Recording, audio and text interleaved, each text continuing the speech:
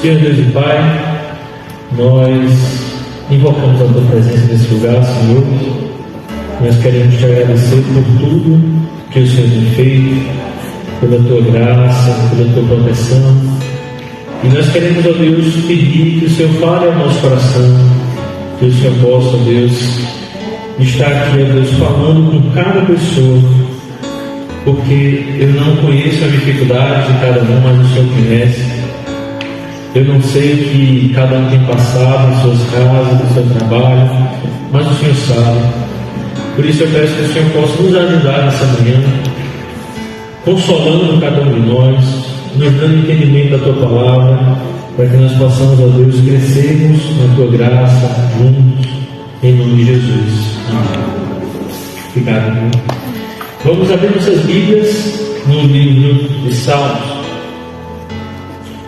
E nós iremos meditar um pouco nessa manhã no Salmo número 42. Salmo de número 42, nós leremos a partir do verso 1. Salmo 42. Vou esperar os irmãos abrirem suas Bíblias. Nós leremos a partir do verso 1. Todos encontraram? Amém. Amém. Diz assim a palavra do Senhor: assim como a corça suspira pelas correntes das águas, assim por ti, ó Deus, suspira a minha alma. A minha alma tem sede de Deus, do Deus vivo. Quando irei e me apresentarei diante da face de Deus? As minhas lágrimas têm sido o meu alimento dia e noite, enquanto me dizem continuamente: e o seu Deus, onde está? Lembro-me destas coisas, e dentro de mim se derrama a minha alma, de como eu passava com a multidão do povo e os guiava em procissão à casa de Deus, entre gritos de alegria e louvor, multidão em festa. Por que você está batida, ó minha alma? Por que se perturba dentro de mim?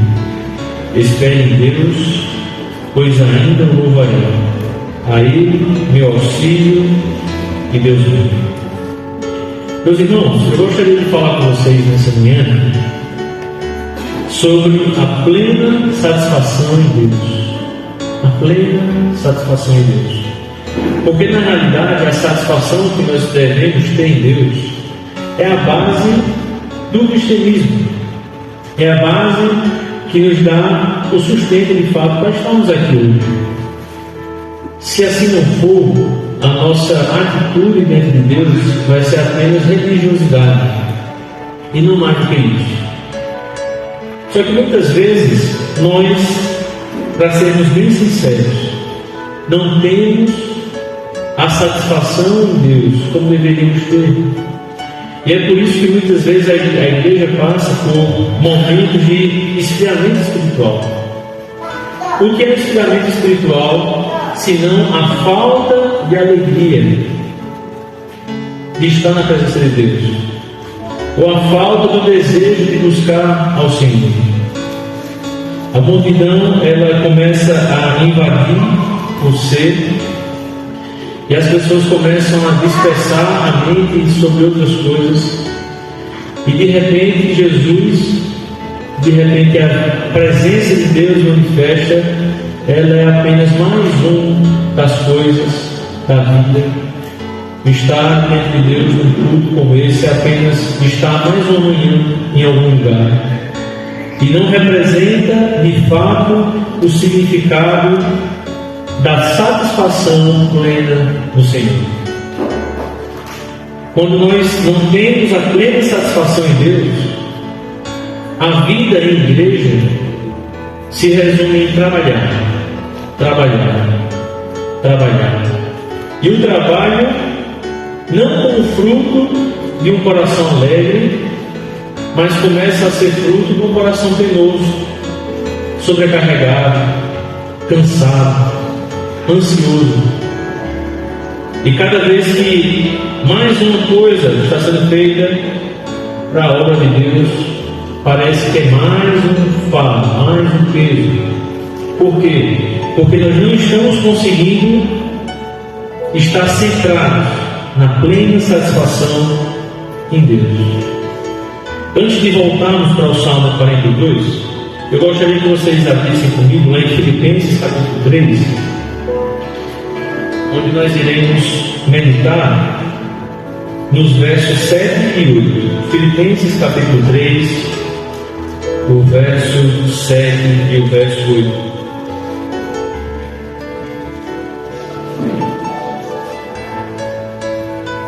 Diz assim: pensava que essas coisas eram valiosas, mas agora as considero insignificantes por causa de Cristo. Sim, todas as outras coisas são insignificantes comparadas ao ganho inestimável de conhecer a Cristo Jesus, meu Senhor. Por causa dele deixei de lado todas as coisas e as considero menos que lixo, a fim de poder encontrar a Cristo e nele poder ganhar Cristo, nele ser encontrado. Não conto mais com minha própria justiça, que vem da obediência da lei, mas com a justiça que vem pela fé em Cristo, pois é com base na fé que Deus nos declara justos.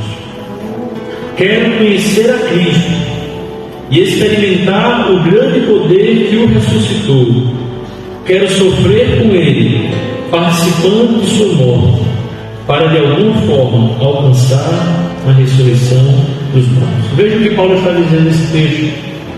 No começo, o contexto dessa passagem, é Paulo dizendo que se fosse pela carne, se ele pudesse de alguma forma ter alguma esperança em alguma coisa dessa vida, ele poderia ter mais do que os outros, porque ele era judeu, da tribo de Benjamim, foi circuncidado, ele foi aprendiz de Gamaliel, segundo a lei foi fariseu, segundo pelos dedos foi perseguidor da igreja.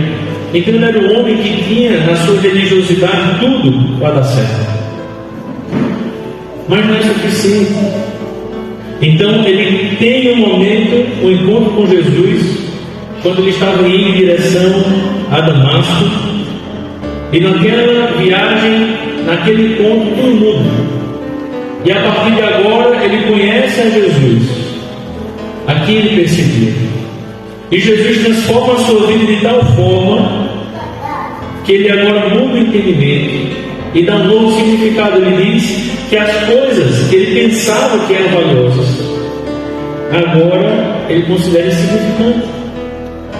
E ele acrescenta: sim, todas as outras coisas são insignificantes. Ele começa a falar da sua natureza, da sua genealogia, mas agora ele diz: todas as coisas são insignificantes comparadas ao ganho inestimável de conhecer a Cristo Jesus.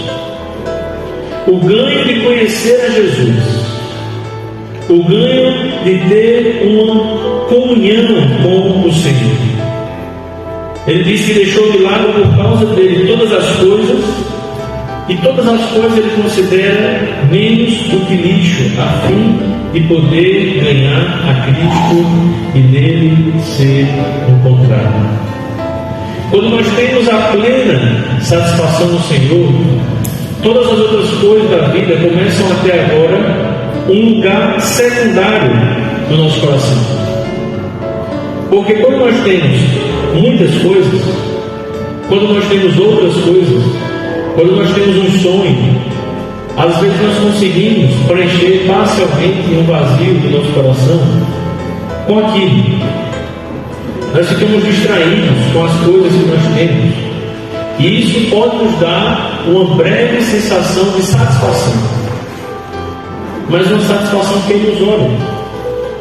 Então, a pessoa com muito dinheiro no banco, pessoa com um carro zero, com emprego de sonhos, podendo viajar várias vezes por ano, pode de alguma forma se iludir achando que isso é suficiente. Mas aí acontece que a pessoa pode perder essas coisas, ou ainda mais, quando a gente não tem essas coisas, talvez alguém possa, como uma vez já falou, achar quando tiver, aí sim. Então, não, eu estou agora nessa luta, mas quando eu tiver, quando eu conquistar aquilo, aí a satisfação vai ser total. Mas a pessoa conquista, a pessoa tem esse sucesso que o mundo tanto almeja, e no final percebe que o vazio continua. É por isso que tantas pessoas, multimilionárias, com uma família bem estruturada às vezes, cometem suicídio, entram em depressão profunda, porque percebem que por mais que possam construir e buscar coisas nessa vida, não será suficiente para alcançarem aquilo que verdadeiramente eles precisam, que é o Senhor Jesus. Quando Deus formou o homem, Deus formou o homem com um propósito. Esse propósito era que Deus pudesse ter comunhão com o homem. É o propósito de Deus fazer morada. No Éden, Deus passeava na relação do dia e tinha comunhão com o homem.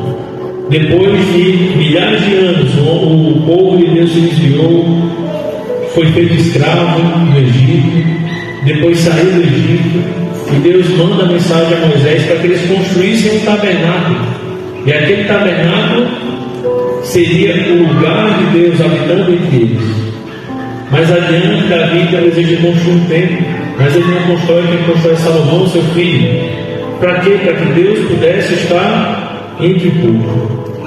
Mais adiante o tempo passa, e não apenas agora um tabernáculo, uma tenda, um templo, mas o próprio Deus encarna e vem aqui à terra. É o Emmanuel, Deus conosco. E agora não apenas isso, mas nós temos o privilégio do Espírito Santo vir e habitar em nós. E assim como Jesus diz, Ele faz em nós morada. Mas enquanto isso não parece ser suficiente, e quando nós não entendemos o que é de fato estar na presença de Deus, e mesmo nós tendo aquilo que o mundo precisa, nós não estamos satisfeitos. Aí o problema é maior ainda. Porque você vê, as pessoas aí fora festejam e saem, bebem, curtem, e tem aquele vazio no coração depois. Mas muitas vezes eu vejo as pessoas postando e falando e festejando com alegria. Mas em muitas ocasiões eu vejo o cristão também assim como o texto de Salmo 42, com a alma abatida. Ele diz que as suas lágrimas se tornaram para ele como alimento. Veja que coisa triste, né? Mas o que acontece é que tanto no momento que nós temos fartura, quanto no momento da angústia, nós podemos perceber que na realidade tudo que nós temos é o Senhor. Eu falo isso, você pode dizer, certo, beleza, eu entendo, não, Deus é tudo para mim, mas veja, nesse plano material, nesse plano aqui, nesse mundo, quem é a pessoa que você mais ama? Pensa aí. Que garantia você tem que ela vai continuar com você amanhã? O que é que você mais gosta de fazer? O que você mais gosta de ter? Que garante que você vai ter isso amanhã? Como médico, eu já tenho mais notícias de morte do que eu gostaria. E nem sempre as pessoas que falecem são velhos. Nem sempre são pessoas que já estão com seus 98 anos. Em algumas ocasiões, a morte vem de forma abrupta. Um jovem, saudável, sem nenhuma comorbidade, sem nenhuma expectativa de que algo iria acontecer, mas de repente tem uma aneurisma, tem um problema no coração, nem sabia, morre. Irremediavelmente.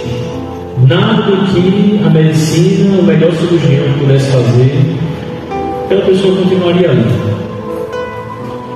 Só que muitas vezes nossa satisfação está nas coisas que Deus nos dá e não em Deus.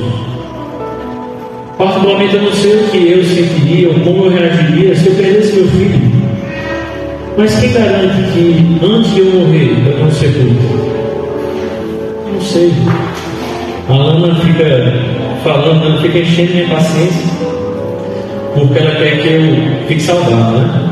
Mas ela disse que não quer que eu fique saudável para ficar bonito. Ela quer que eu fique magro, faça dieta para poder viver mais. Porque ela quer que eu viva muito tempo. Aí eu disse assim, mas amor, veja, viver uma vida saudável, porque o medo que ela tem é que eu tenho às vezes degenerativo, sabe? Por exemplo, um Alzheimer, uma doença assim, que a pessoa se esqueça. Aí ela diz assim, mas a gente chega na velhice, viu tanto tempo, aí quando já está bem velhinha, você esquece tudo que a gente viveu. Não pode ser assim. Olha, mais amor, veja, minha família, minha fato, na família parte do pai, o pessoal tem uma tendência de ter demência. E é um fator hereditário, a gente pode fazer a dieta que for, e pode ter a vida saudável que for, mas existem condições que são inerentes, né? E pode ser que um dia tenha um demência, e não saiba mais quem eu sou, nem saiba quem ela é, nem conheça mais Lucas. Só que pode acontecer. E ele diz, não, mas se for assim, que eu tenha também, que eu tenha antes. Mas a grande questão é, por mais que a gente possa ter uma felicidade nessas coisas que Deus nos dá, elas se resumem a coisas, a pessoas que Deus nos dá no tempo. Mas é quando nós perdemos todas as coisas. É quando perdemos um parente, é quando nós perdemos bens, é quando nós nos encontramos como Jó, que perdeu tudo que ele tinha, e nós percebemos que a única coisa que nós verdadeiramente temos, com segurança, com firmeza, de que nós nunca iríamos perder, é o próprio Deus. Porque ainda que eu morra, eu ainda tenho Deus. Então a realidade da vida é essa. Só que na maioria das ocasiões nós nos distraímos com as coisas, ao invés de focarmos e colocarmos o nosso coração em Deus. Jesus, ele fala lá em João, não precisa abrir, João capítulo 6, verso 35, diz assim, e Jesus lhes disse, eu sou o pão da vida, aquele que vem a mim não terá fome, e quem crê em mim nunca terá sede. Quando Jesus fala isso, as pessoas tinham em mente aquilo que Jesus poderia fazer. O que Jesus tinha feito há pouco tempo? Ele tinha multiplicado o pão, e as pessoas tinham se saciado e tinham sobrado muitos sedes. E as pessoas agora, interessadas no pão que Jesus poderia dar, elas continuam seguindo Jesus. E ela diz assim, a Jesus, o texto diz assim, 24, vendo pois a multidão que Jesus não estava ali com os discípulos, entraram eles também nos barcos e foram a Cafarnaum em busca de Jesus. E achando no outro lado do mar, disseram-lhe, Rabi, quando chegaste aqui? Jesus respondeu-lhes e disse, na verdade vos digo que me buscais, não pelos sinais que vistes, mas porque comeste o pão e vos saciastes. Trabalhai não pela comida que perece, mas pela comida que permanece para a vida eterna, a qual o Filho do Homem vos dará, porque a este o Pai, Deus, o Senhor. E disseram-lhe, pois, que faremos para executarmos as obras de Deus? Respondeu-lhe e disse-lhes, a obra de Deus é esta, que creiais naquele que ele enviou. Qual é a obra? Creiais naquele que o enviou.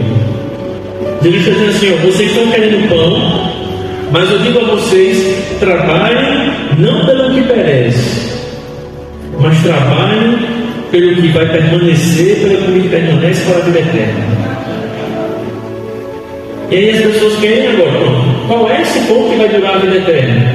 Aí Jesus diz, olha, o trabalho, eles querem agora saber, né, o que faremos para executarmos as obras de Deus? E Jesus responde, o trabalho é este, que vocês creiam em mim. Resume isso. A cena que se monta é o seguinte, eu fico imaginando uma pessoa faminta, e encontra um dia Jesus E esse Jesus é um grande banquete. E o trabalho que aquela pessoa vai ter é se deliciar no banquete, e se saciar com aquele banquete, e se alegrar com aquele banquete. As pessoas perguntam: que trabalho é esse que eu tenho que fazer, Senhor? Ele diz: o trabalho que o Pai tem para vocês é esse, que vocês creiam em mim. Crer em Jesus. Crer em Jesus. E você percebe que Jesus, ele não é colocado de uma forma distante, mas Jesus, ele é colocado de uma forma pessoal, tangível. Ele se apresenta como sendo aquilo que as pessoas precisam. Se vocês estão com fome, eu sou o pão. Se vocês estão com sede, eu sou a água que jorra para a vida eterna. E Jesus diz assim: nossos pais comeram o maná no deserto, como está escrito, Deus dá comer o pão do céu. Disse depois Jesus: na verdade vos digo, Moisés não vos deu o pão do céu, mas meu Pai vos dá o verdadeiro pão do céu. Porque o pão de Deus é aquele que desce do céu e dá a vida ao mundo. Disseram, pois: Senhor, dá-nos sempre desse pão. E Jesus lhe disse: eu sou o pão da vida. Aquele que vem a mim não terá fome, e quem crê em mim nunca terá sede. A realidade é que nós sabemos que Jesus existe, mas nós vemos ele como se ele fosse um pão de plástico. Imagina, você está faminto, fez um jejum de 40 dias, e de repente você senta na mesa e está ali um pão, está ali um banquete. Mas você pega o banquete, o pão é de plástico. Você pega um copo, é de borracha. Aí você vai pegar uma fruta, é de cera. Será que assim a pessoa conseguiria ser saciada? O que adianta? Nada. Mas quando nós entendemos de fato, de verdade, que Ele é o pão que mata a sede, que mata a fome, e a água que mata a sede, aí nós conseguimos nos saciar. O que é estar satisfeito em Deus? Estar satisfeito é estar contente. A palavra satisfação tem significado daquela pessoa que muitas vezes se alimenta e se encontra saciado. Aí ele diz: eu estou satisfeito. E é assim que nós devemos viver, e é assim que nós devemos buscar ao Senhor. Mas muitas vezes não vivemos assim porque estamos como a igreja em Apocalipse capítulo 2, no verso 4 ao 5, não precisa abrir também.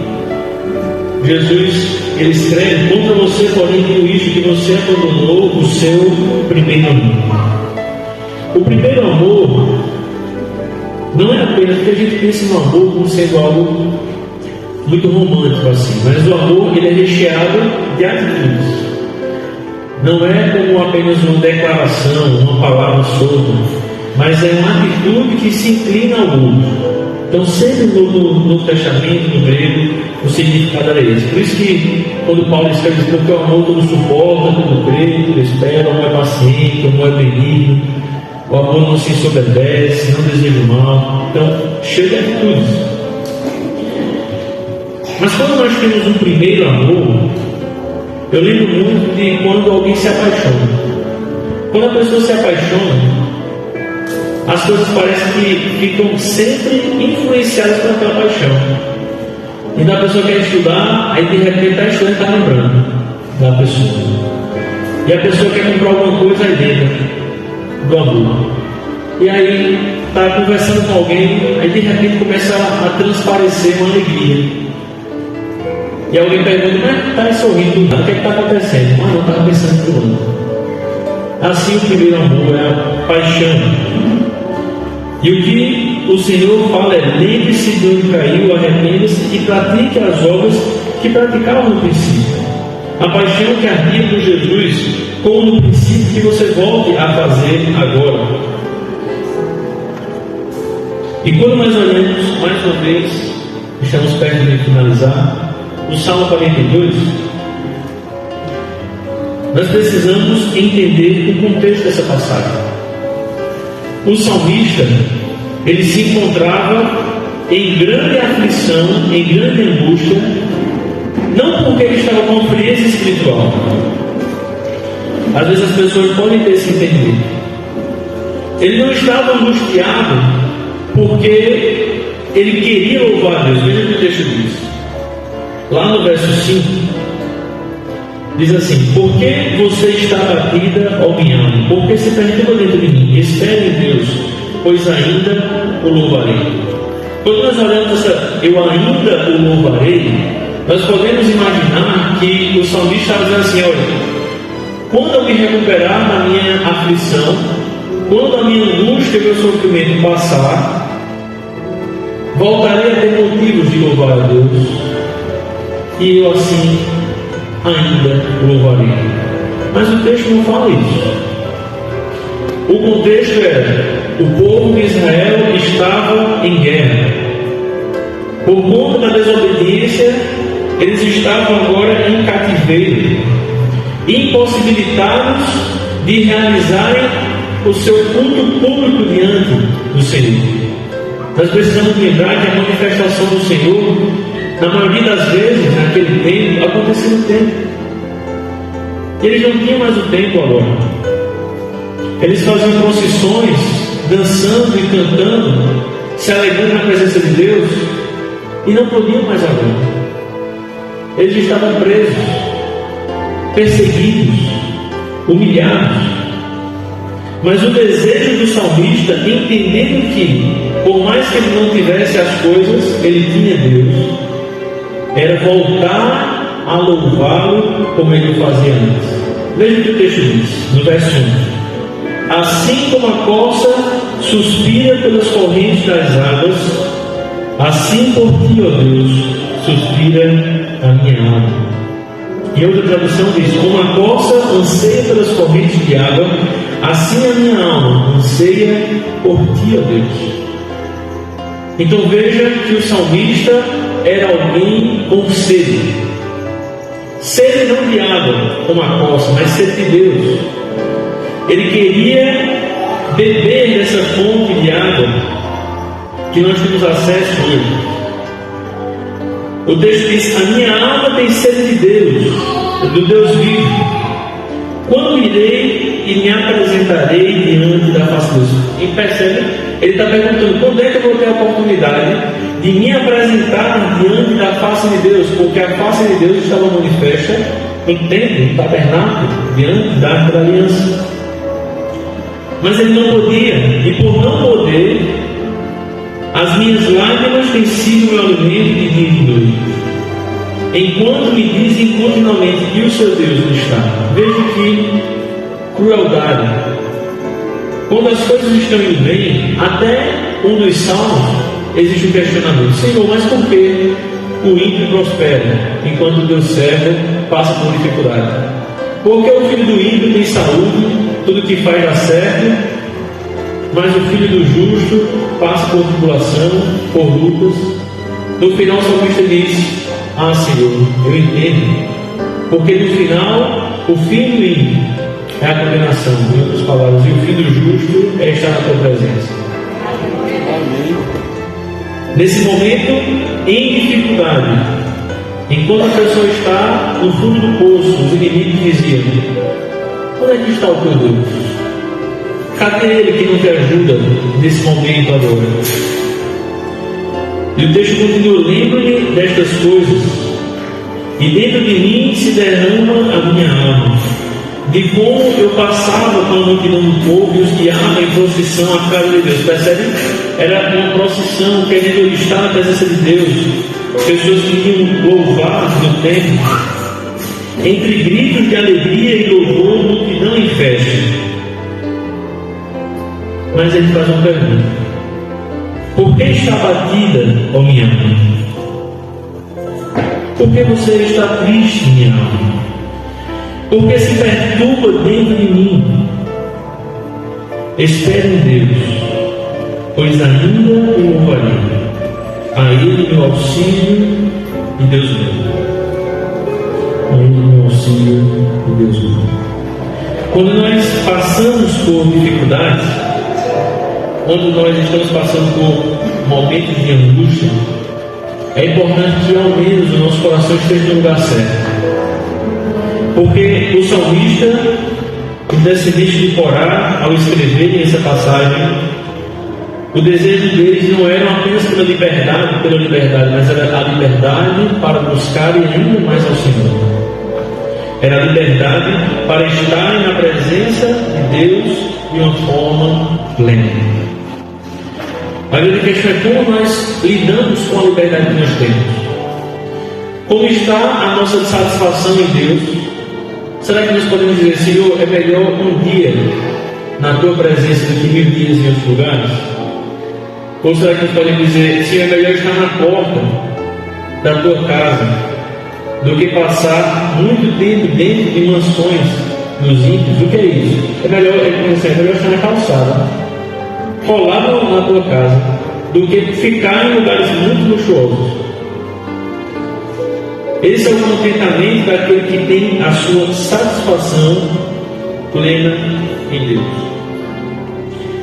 Quando nós olhamos em 1 Pedro, já estou para finalizar, no capítulo 4, no verso 13, Pedro escreve assim: contudo, alegrai-vos por seres participantes dos sofrimentos de Cristo, para que também vos alegreis e exulteis na revelação da sua glória.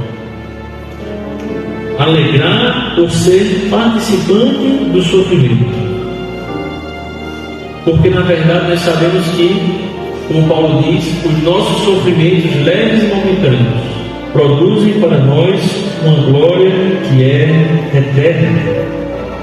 Quando nós comparamos as lutas, as batalhas, as angústias por causa de Jesus, em nada se compara com o que nós receberemos na glória.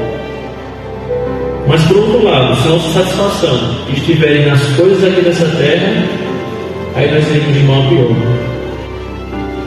Eu lembro de Paulo quando ele diz assim: olha, se nossa alegria se basear no que nós temos aqui nesse mundo, nós somos os mais miseráveis, os mais infelizes de todos os homens. Por quê?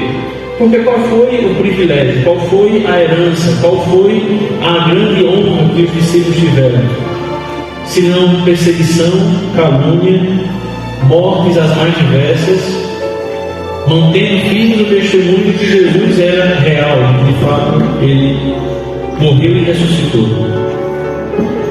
Mas se eles esperassem ter a sua recompensa nesse mundo, aí de fato a alegria não teria, porque eles tiveram uma bênção, vamos dizer assim, material aqui, e nem teriam no mundo vindouro. É dessa forma que muitas pessoas vivem com um pé na igreja e um pé no mundo. Nem aproveitam as coisas da igreja e nem aproveitam as coisas. É o pior das hipóteses. Quando a pessoa quer viver o mundo, aí eu digo, beleza, não aproveite. Se você quer ver o mundo, então vá, faça o que a Bíblia diz: ao imundo que se suje mais, mas ao santo que se santifique mais. Então, se a pessoa quer viver nisso, então aproveite, vá, vire doido, beba, use droga, faça o que você quiser. Se é para se acabar, que se acabe, mas assim, com muita intensidade, aproveite. Por quê? Porque o que acontecer depois da sua morte é só derrota. Agora, se você quer viver com Jesus, viva intensamente, diariamente. Entregue a sua vida de verdade, porque assim você vai conseguir usufruir do que Deus pode nos dar. Por isso que a Bíblia diz, lá em Romanos capítulo 12, para que a gente ofereça o nosso corpo como um sacrifício vivo, que a gente nos entregue ao Senhor de forma plena. E depois ele diz para a gente passar pela renovação da mente, não nos moldando a este mundo, para que assim nós possamos compreender qual é a boa, perfeita e agradável vontade de Deus. Quando nós nos moldamos ao mundo, quando nós não renovamos nossa mente, aí nós não conseguimos entender. Aí nós não nos alegramos com o mundo, não nos alegramos na presença do Senhor, e no final vamos para o inferno e não vamos nos alegrar na eternidade. Então a pessoa não aproveitou o mundo, não aproveitou a Cristo, não aproveitou nada, só vai para o inferno. Então a esperança do cristão está na presença do Senhor. E quando isso acontece, algumas coisas surgem disso, com o fruto. A primeira coisa que surge é o desejo de compartilhar. Quando a gente está muito alegre, imagina, você recebeu uma ótima notícia, você foi promovido, aí você chega na sua casa, você vai guardar essa notícia ou você vai compartilhar para os seus filhos, para a sua esposa, para o seu marido? É uma coisa natural. A alegria, quando está enchendo nosso coração, ela transborda. Quando nós entendemos isso, o evangelismo não é uma dificuldade, mas é um fruto natural de um coração plenamente satisfeito em Jesus. Por isso que ele diz: o trabalho é você se alimentar de mim. As outras coisas são consequências, mas nós focamos nas outras coisas e não nos focamos em se alimentar de Jesus. Aí nós olhamos só o trabalho e não olhamos ao estar saciado, satisfeito em Jesus. Tem uma música, eu encerro agora, que ela não fica tão boa em português, eu vi só uma tradução para ela, não foi traduzida, mas o nome dessa música é Satisfeito em Ti. A tradução dela é assim, baseado nesse texto do Salmo 42. Eu perdi o meu apetite e uma inundação estava brotando atrás dos meus olhos. Então eu me alimento das lágrimas que eu choro dia e noite. E se isso não fosse bastante, eles conhecem bem as palavras para cortar, para rasgar e machucar, quando eles me perguntam: onde está o seu Deus? Por que está batida a minha alma? Por que se perturba dentro de mim? Eu posso me lembrar de quando você me mostrou a sua face. Como uma coça anseia por água, assim minha alma tem sede de ti. E quando eu contemplo a sua glória, você tão fielmente renova. Como uma cama de descanso para a minha carne fraca, eu estou satisfeito em ti. Quando estou olhando para baixo, quando estou olhando no chão, e isso me leva às lembranças que me deixam tristes. Por isso é tempo de levantar os olhos e lembrar dos dias bons, quando eu amava te adorar em todos os teus caminhos, com o som dos campos de louvor. Mas às vezes ele pergunta: por que estás abatido, minha alma? Por que se perturba dentro de mim? Eu posso me lembrar de quando o Senhor me mostrou a sua face. Como uma coça anseia por água, assim minha alma tem sede de ti. E quando eu observo o seu esplendor, você tão fielmente me renova. Como um leito de descanso para minha carne abatida, eu estou satisfeito em ti. Que meus suspiros deem lugar a canções sobre tua fidelidade. Que minha dor revele sua glória como meu único e verdadeiro descanso. Que minhas perdas me mostrem que tudo que eu realmente tenho é a ti. Porque tudo que eu realmente tenho é você. Então, quando estiver me afogando no mar e suas rebentações e ondas me empurrarem para baixo, eu me lembrarei de promessas de segurança. Porque você é o único que faz as ondas. E o seu filho veio para morrer no lugar e para dizer que eu estou seguro. Então por que eu estou para baixo? Por que eu me perturbo? Eu estou satisfeito em ti. Estou satisfeito em ti. Amém. Que nós possamos encontrar no Senhor a nossa satisfação. Para que estar aqui hoje, para que viver o Evangelho faça realmente sentido. Para que evangelizar não seja fruto apenas de uma obrigação, mas seja a consequência de um coração realmente extasiado por Jesus, alegre por ter em sua presença. E quando for assim, nós iremos falar do Evangelho como se fosse verdade. Às vezes as pessoas contam mentiras com um entusiasmo tão grande que parece verdade.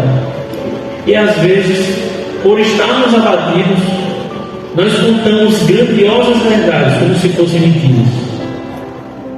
Nós queremos falar da alegria da salvação, muitas vezes pode acontecer chorando, mas que a alegria da salvação que nós queremos passar para outros, ela primeiro fala no nosso coração e nos mova a realmente estarmos satisfeitos em Deus.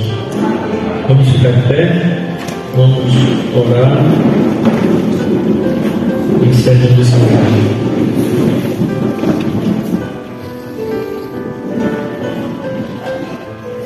Senhor Deus e Pai, nesse momento eu peço que o Senhor se apresente ainda mais a nós, que nós possamos conhecer verdadeiramente a Tua presença em nosso coração, em nossa casa, em nossa família, que nós possamos, ó Deus, estarmos plenamente satisfeitos em Ti, porque o que será o paraíso, a eternidade diante da Tua presença, senão uma plena satisfação do Senhor? Então nos ajuda, Senhor, que a nossa mente não fique distraída com muitas coisas, que o nosso coração não se abata por coisas que são desnecessárias, mas assim como o salmista, que nós, se for para nós ficarmos ansiosos, se for para ficarmos angustiados, que seja por mais da Tua presença. Nos ajuda, nos perdoa, Senhor, porque muitas vezes nós não tememos o Senhor, nós não compreendemos a grandiosidade de estar na Tua presença, e nós passamos a viver de modo automático, e nós não focamos no que verdadeiramente importa. Então nos ajuda, nos abençoa e enche cada um, Deus, a começar por mim, da plenitude da Tua presença, de uma plena satisfação em Ti. Nos ajuda, em nome de Jesus. Amém. Amém. E que o amor de Deus, o nosso eterno Pai, que a graça do nosso Senhor Jesus, o poder e a comunhão do Santo Espírito seja sobre cada um de nós e sobre toda a igreja, hoje e sempre. Amém. Diga a pessoa que está do seu lado, como você deseja. E você que está em casa, que Deus abençoe e que nós possamos estar juntos em breve. Fique na paz. Deus abençoe.